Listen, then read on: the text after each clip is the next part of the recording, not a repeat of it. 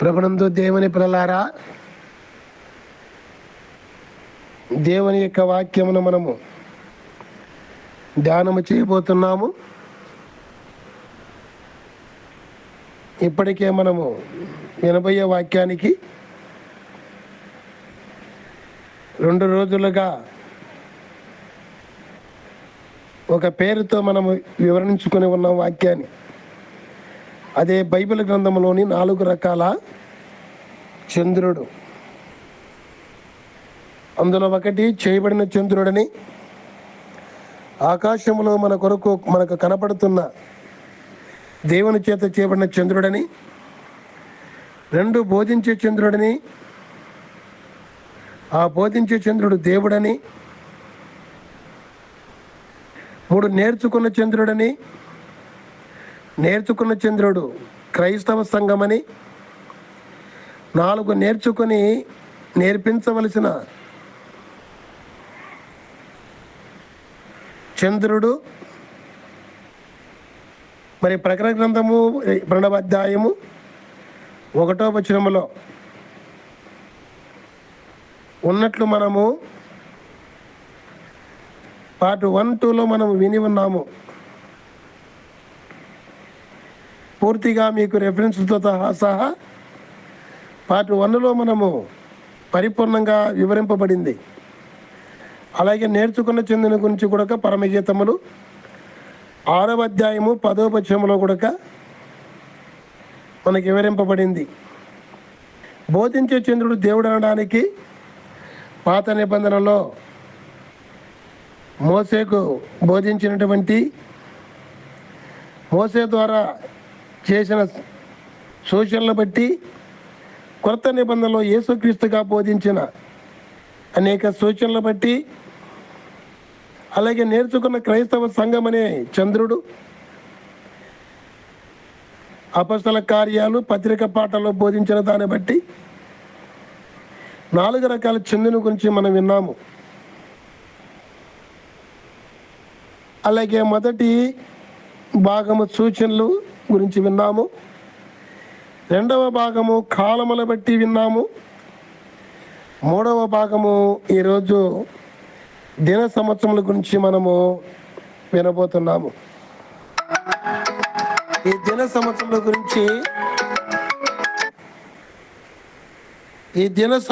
గురించి మరి మనము ధ్యానము చేసినట్లయితే, దినము లేకుండా వారము లేదు, నెల లేదు, సంవత్సరం లేదు. గనక దినము చాలా ప్రాముఖ్యమైనది. రెండవదిగా చూస్తే సంవత్సరములు కూడా ప్రాముఖ్యమే. గనక బైబిల్ గ్రంథంలో వందలాది రెఫరెన్స్లో సంవత్సరముల గురించి ఉన్నది. కానీ అందులో నేను ఈరోజు ఒక 7 రకాల సంవత్సరాల గురించి మీకు తెలియపరచాలనుకుంటున్నాను. ఒకటిగా ప్రకటన గ్రంథము 21వ అధ్యాయము 3-4 వచనాలు చూస్తే, ఒక జనము కనపడుతుంది. ఆ జనము భర్త కొరకు తను తానే సిద్ధపడినట్లుగా మనం చూస్తున్నాము. పరలోకం నుంచి దిగి వచ్చినటువంటి ఒక సంఘముగా కూడా మనం చూస్తున్నాం. మరి ఎక్కడికి దిగి వస్తా ఉంది పరలోకం నుంచి అంటే, ప్రకటన గ్రంథము 20వ అధ్యాయము 3-6 వచనం వరకు చూస్తే, భూలోకానికి దిగి వచ్చి క్రీస్తుతో కూడా 1000 సంవత్సరములు పరిపాలిస్తారన్న విషయాన్ని మనము చూడొచ్చు. అంతేకాదు ప్రకటన గ్రంథము 22వ అధ్యాయము 4-5 వచనాలలో దేవుని యొక్క దాసులైన వారు యుగ యుగాలు కూడా రాజ్యము చేస్తారని కూడా ఉన్నది. అలాగే ప్రకటన గ్రంథము 20వ అధ్యాయం 6వ వచనంలో చూస్తే పునరుత్థానముల గురించి రాయబడి ఉంది. మొదటి పునరుత్థానములో పాలుగల వారు ధన్యులు అని. ఏమిటి ధన్యత అంటే, 1000 సంవత్సరములు క్రీస్తుతో కూడా పరిపాలించడము, రాజ్యము చేయడము, యుగ యుగాలు కూడా రాజ్యము చేయడము. అయితే ఇది ఎప్పుడు జరుగుతుంది? ఈ పునరుత్థానం అంటే ప్రభువు యొక్క రెండవ రాకడ దినాన యేసుక్రీస్తుని గురించి తెలుసుకొని పరిపూర్ణంగా నమ్ముకొని రక్షణ పొంది అనేక రెండవ రాకడ నమ్మి ఎవరైతే ప్రార్థనతో సిద్ధపడుతూ ఉంటారో వారు చనిపోయినా కూడా ఆ రెండవ రాకడ దినాన తిరిగి లేస్తారని మొదటి తెస్సలోనీయులకు రాసిన పత్రిక 4వ అధ్యాయము 14 నుండి 18 వచ్చిన వరకు మనకు స్పష్టంగా తెలియపరుచుతున్నది. ఆ రోజు చనిపోయిన వారు తిరిగి లేస్తారు, అదే పునరుత్థానము. అయితే దీని గురించి మనం తెలుసుకోవలసిన విషయం ఏమిటంటే దీని మేలు పునరుత్థానం అంటారు. ఇంకొకటి కీడుకు పునరుత్థానంలో తిరిగి లేచే దినం ఒకటి ఉంది. అదే దేవుడు మత్తయి సువార్త 25వ అధ్యాయము 31 నుండి 40 వచ్చిన వరకు, మరి కుడి చేతి వైపున గొర్రెల వలె ఉన్న వారిని, గొర్రెలు అనగా విధేయత కలిగి దేవుని గురించి విని తెలుసుకొని నమ్మి రక్షణ పొంది ఆయన రాకడ సిద్ధపడిన వారు, అంటే వారు పాతాళలోకములో. వీరైతే రెండవ రాకడను తిరిగి లేస్తారు, క్రీస్తు కూడా పరలోకానికి వెళతారు. నమ్మినవారు, భూమిపై నమ్మినవారు, భూమిపైన యేసు ప్రభువు యొక్క శుభవార్త భూమిపైకి రాకముందే దేవుడు యేసుక్రీస్తుగా ఈ లోకానికి చనిపోయి తిరిగి లేకముందే రాకముందే చనిపోయి పాతాళలోకానికి వారు ఎందరో ఉన్నారు భక్తుల ఆత్మలు. ఆ తర్వాత కూడా ఆ శుభవార్త వినకుండా వారికి అద్దగడ చనిపోయిన భక్తులు ఉన్నారు. వారు 1000 సంవత్సరాల పరిపాలనలో క్రీస్తు నమ్మి భూమిపై మిగిలి ఉన్నవారు వీరందరూ ఒకరోజు పోగు చేయబడతారు. ఆ రోజు పాతాళంలో ఉండే ఆత్మలన్నీ కూడా లేపబడతాయి. వారిని వేరుపరిచి, ఆ వేరుపరిచినప్పుడు గొర్రెల వలె ఉన్న వారిని కుడి చేతి వైపు నిలబెట్టి, లోకం పుట్టినప్పుడే దేవుడు సిద్ధపరిచిన నిత్యరాజ్యంని మీరు పొందండి దేవుడు తీర్పు తీరుస్తాడు. 41వ వచనం నుంచి మనము చూస్తే ఎడమ చేతి వైపు మేకల వలె ఉన్నవారిని, పాతాళములో కానీ ఎండ్ల శ్రమల్లో కానీ ఆయన మాట వినకుండా నమ్మకుండా ఉండేవారంతా కూడా పాతాళం నుంచి తిరిగి లేచి వారు కీడు అనగా నరకంలో వేయబడతారు. ఇదే కీడు పునరుత్థానం గురించి యోహాను శుభవార్త 5వ అధ్యాయం 29వ వచనంలో యేసు ప్రభువు స్వయంగా చెప్పి ఉన్నమాట. కొందరైతే మేలు చేసి జీవ పునరుత్థానముకును, కొందరైతే కీడు చేసి మరణ పునరుత్థానముకును లేపబడతారని చెప్పమనే మాట ప్రకారంగా ప్రతి ఒక్కరం కూడా ఈ యొక్క సంవత్సరముల గురించి మనము మొదటి భాగంగా తెలుసుకుంటే విన్న ప్రకారంగా మేలు చేసి జీవ పునరుత్థానములకు వారసులు కావాలని తెలియపరుచుకుంటూ రెండవ భాగానికి వెళుతున్నాను. అదే ప్రకటన గ్రంథము 9వ అధ్యాయము 15వ వచనం. 3 భాగాలు సంహరింపబడతారని అక్కడ ఉంది. ఎవరు సంహరింపబడతారు, ఎప్పుడు అన్న విషయాన్ని చూస్తే అదే దినము, అదే వారము, అదే నెల, అదే సంవత్సరం అని ఉంది. అన్నీ అదే అదే అంటే ఒకే సమయంలోనే ఆ అధ్యాయంలో మొదటి వచనం నుంచి మనం గమనించినట్లయితే మరణాన్ని వెతుకుతారు జనాలు, తిండి లేక నీళ్ళు లేక. అప్పుడు మరణమే పారిపోతుంది, మరణం ఉండదు. అంటే మరణం కంటే ఇంకా భయంకరమైన బాధను భరిస్తారు. రెండవదిగా మనము చూసినట్టయితే మిడతలు కనపడతాయి. ఆ మిడతలకు ముఖం వంటి మనిషి వంటి ముఖమును, స్త్రీ వంటి వెంట్రుకలను, వాటికి కిరీటములను, అలాగే కొండ్లు ఇవ్వబడతాయి. తేళ్లకు కొండ్లు ఇవ్వబడినట్లు. తేలు కుట్టినంత సలుపు కాదు, కానీ భక్తులు వివరించి ఉన్నారు. 1000 సూదులతో ఒక్కసారిగా పొడుస్తూ ఉంటే ఆగకుండా ఎంత సలుపు ఉంటుందో అంత సలుపు ఉంటుందని. అంత 2 శ్రమల తర్వాత కలిగే 3వ శ్రమ అని అక్కడ రాయబడి ఉంది, సంహరింపబడేది. ఇంకా తర్వాత అనేక శ్రమలు ఉన్నాయి. ఇది 7 సంవత్సరాల శ్రమకాలము.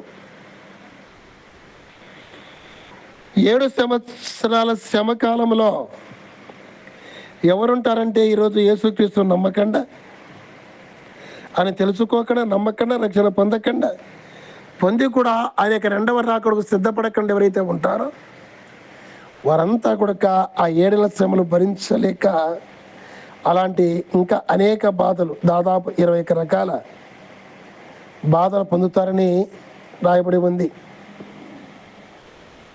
3వ భాగంగా మనము చూస్తే 2వ రాకడ యొక్క సంవత్సరం గురించి 2వ పేతురు గ్రంథం 3వ అధ్యాయం 8వ వచనములో ఉన్నది.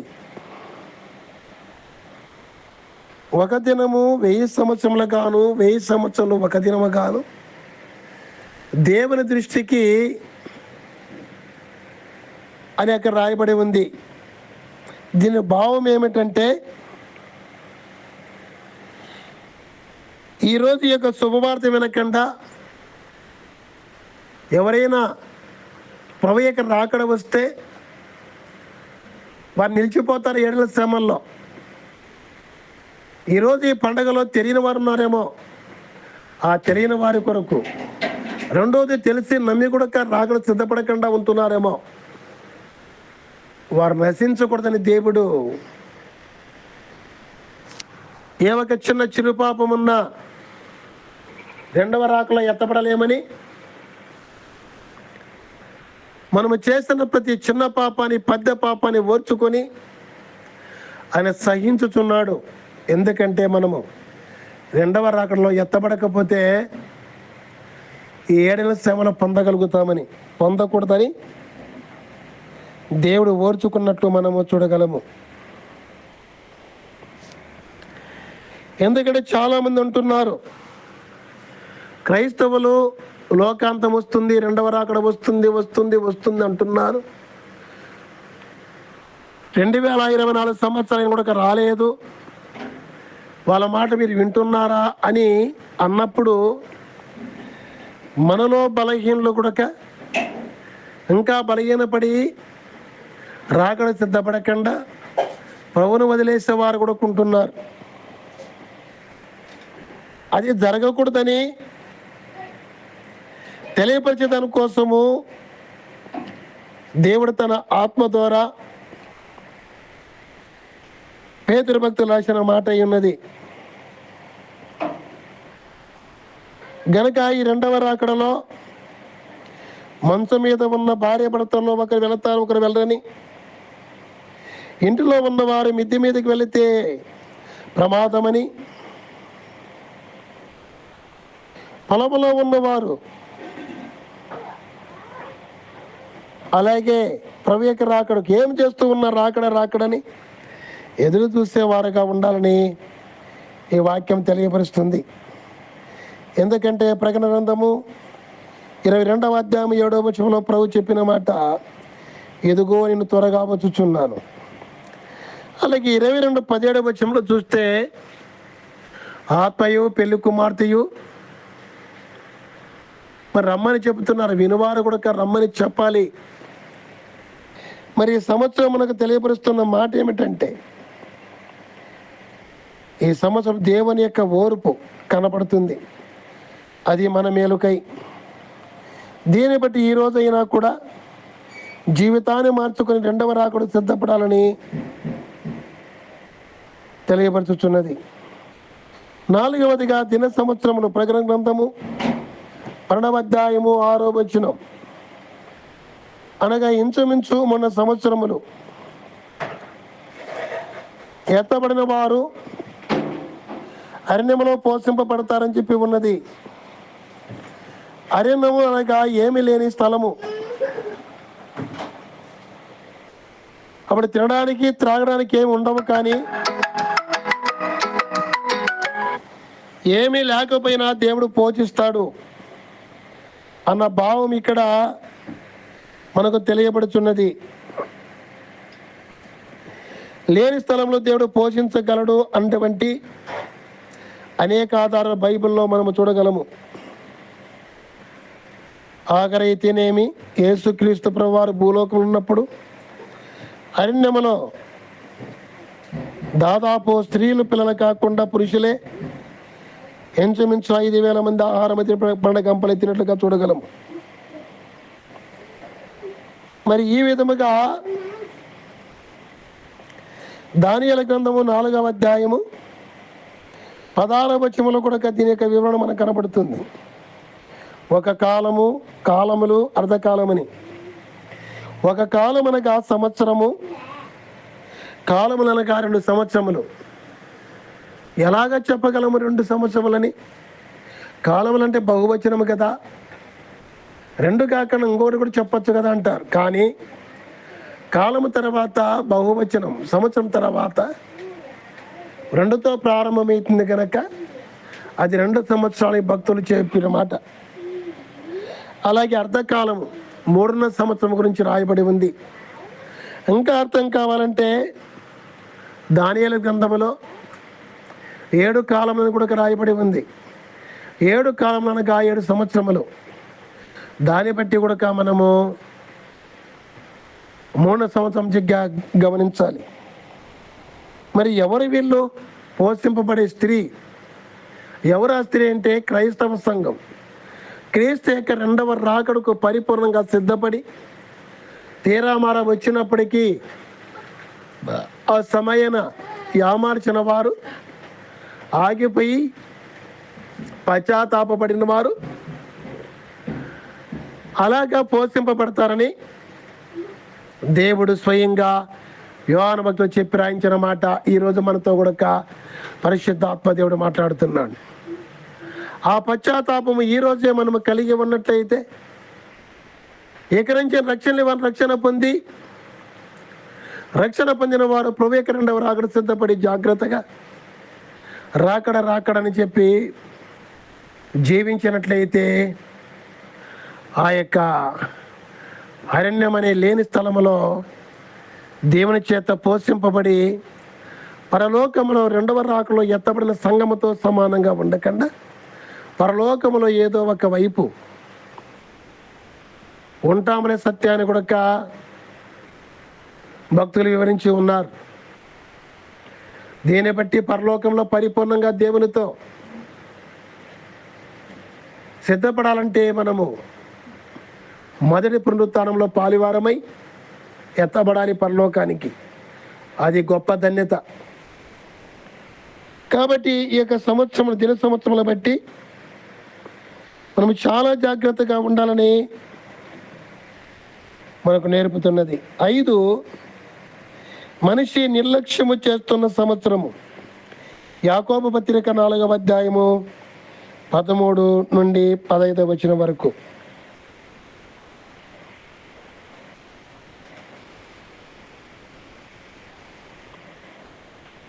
దేవుని పిల్లారా, ఏమిటన్న విషయాన్ని చూస్తే కొందరిని 1 సంవత్సరము దూర ప్రాంతం వెళ్ళి సంపాదించుకుందాము రండి అంటారంట. అయితే ఈ కాలం అది కాదు. ఉన్న సంపాదన చాలు. దేవుడి జీవనానికి ఇచ్చినటువంటి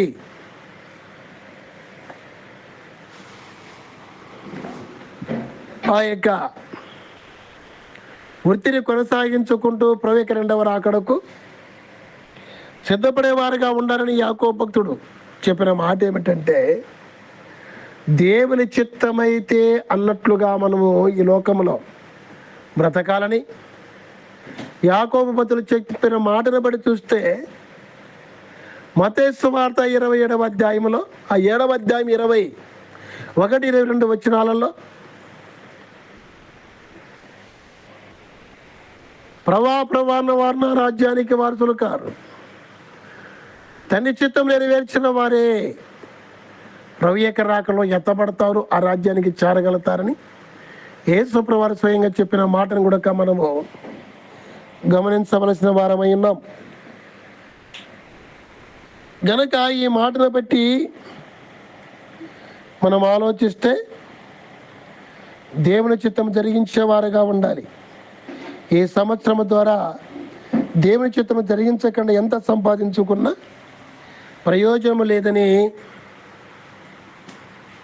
మనకు తెలియబడుతూ ఉంది. ఇంకా చెప్పాలంటే ధనవంతులు పరలోక రాజ్యానికి చేరలేని. మరి తిమోతితో పౌలు గారు చెప్పిన మాట, దానివల్ల ఎంతో ప్రమాదం ఉన్నదని కూడా మనం గమనించవచ్చు. అలాగే 6వదిగా మనము చూస్తే నిబంధనను గుర్తు చేసే సంవత్సరం కనపడుతుంది. గలతీయులకు రాసిన పత్రిక 3వ అధ్యాయము 17వ వచనము. అది ఏమిటంటే, నిబంధన గొప్పదా, ధర్మశాస్త్రము గొప్పదా అటువంటి మాట అక్కడ పౌలు గారు తెలియపరుస్తున్నారు. ఇది ఎప్పుడు సంగతి అంటే, ధర్మశాస్త్రము మోసే ఐగుప్తు నుండి ఇశ్రాయేలీయులను బయటికి తీసుకుని వచ్చి ప్రయాణములో ధర్మశాస్త్రమును దేవుడు ఆ యొక్క పర్వతం పైన రాయించినాడు. అయితే ఈ నిబంధన అనేది అన్ని జనులు కూడా నీ సంతానం రక్షింపబడతారు, ఆశీర్వదింపబడతారని అబ్రహాముతో చేసిన వాగ్దానము.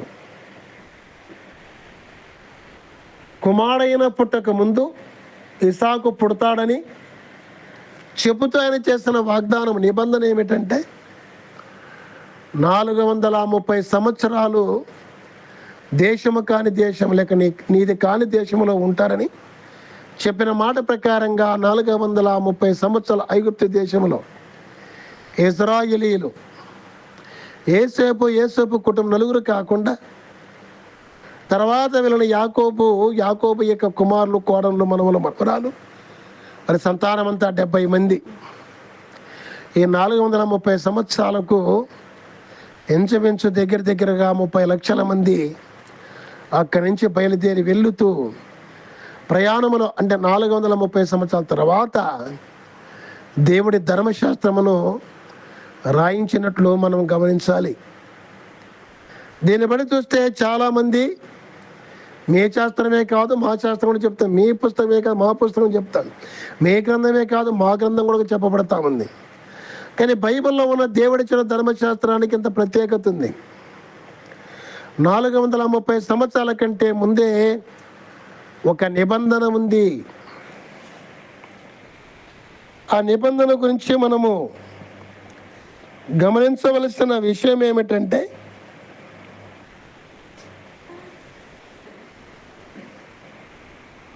హెబ్రీయులకు రాసిన పత్రిక 3వ అధ్యాయం 9వ వచనంలో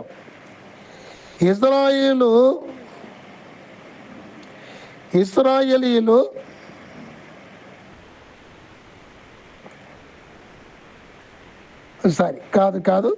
క్షమించాలి, నిబంధన గురించిన విషయాన్ని మనం గమనించినట్లయితే, మరి వాగ్దానము నిబంధన ముందొచ్చిందా, ధర్మశాస్త్రం ముందొచ్చిందా అంటే 430 సంవత్సరాల తర్వాత వచ్చింది ధర్మశాస్త్రం. ఈ ధర్మశాస్త్రం కంటే కూడా నిబంధన గొప్పది. ఆ నిబంధన మనం జ్ఞాపకం చేసుకోవాలి. ఆ నిబంధన జ్ఞాపకం చేసుకోలేకపోతే సత్యమేదో మనకు తెలియబడదు. మరి సత్యాన్ని తెలుసుకోవడానికి హెబ్రీ రాసిన పత్రిక 3వ అధ్యాయం 9వ వచనంలో చూస్తే, ఇశ్రాయేలీయులు దేవుని కార్యములు చూసి కూడా దేవుని పరీక్షించడం మనం చూడగలము. అలాగే ఈరోజు మనం పరీక్షించాలి ఏమిటంటే, ధర్మశాస్త్రము కంటే ధర్మశాస్త్రము తక్కువని కాదు, నిబంధన కంటే ధర్మశాస్త్రము గొప్పది కాదు, నిబంధన తర్వాత వచ్చినదే ధర్మశాస్త్రము అని మనం గమనించాలి. మరి ఎన్ని కార్యాలు దేవుడు చేసి ఉన్నా కూడా ఆ కార్యాలు ఇశ్రాయేలీయులు మరిచినట్లు మనము చూడగలము. హెబ్రీ రాసిన పత్రిక 3వ అధ్యాయము 9వ వచనంలో. గనక 6వదిగా నిబంధన గుర్తు చేసే సంవత్సరం గురించి మనం తెలుసుకున్న ఈ గొప్ప విషయం ఏమిటంటే, ధర్మశాస్త్రము కంటే ముందు వచ్చిన నిబంధన గొప్పదని మనము ఆలోచించి తెలుసుకోవాలి. 7వదిగా కొత్త నిబంధన చూపించే సంవత్సరము.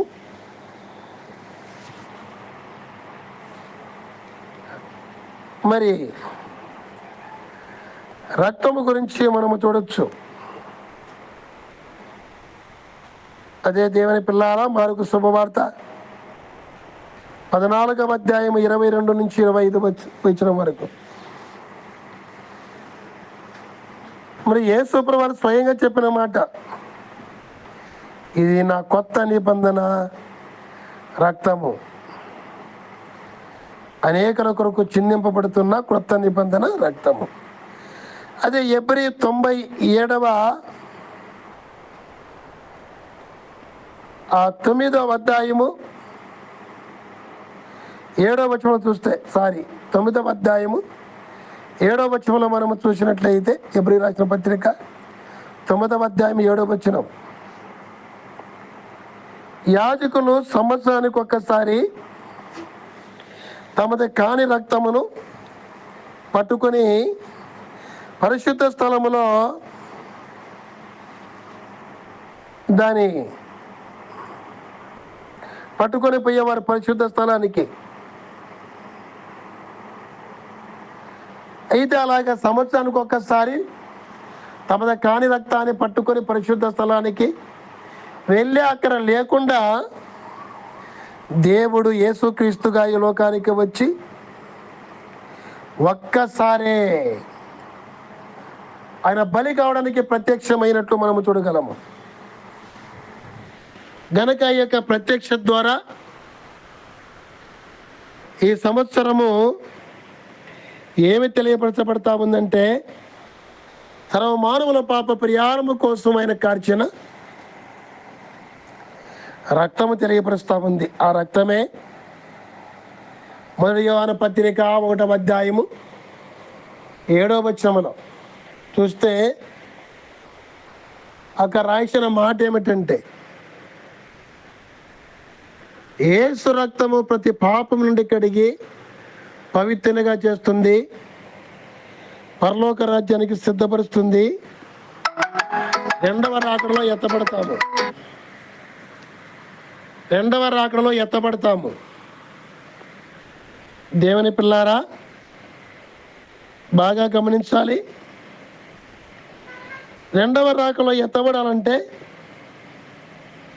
ఈ రెండవ రాకడ పండగలోనికి వచ్చిన ప్రతి ఒక్కరము యేసు రక్తము లేకుండా మన పాపము కడగబడదు.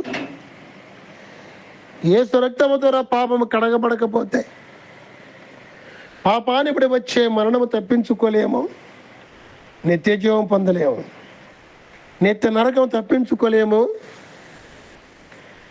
నిత్య రాజ్యమును మోక్షములో జీవించలేము, పొందలేము.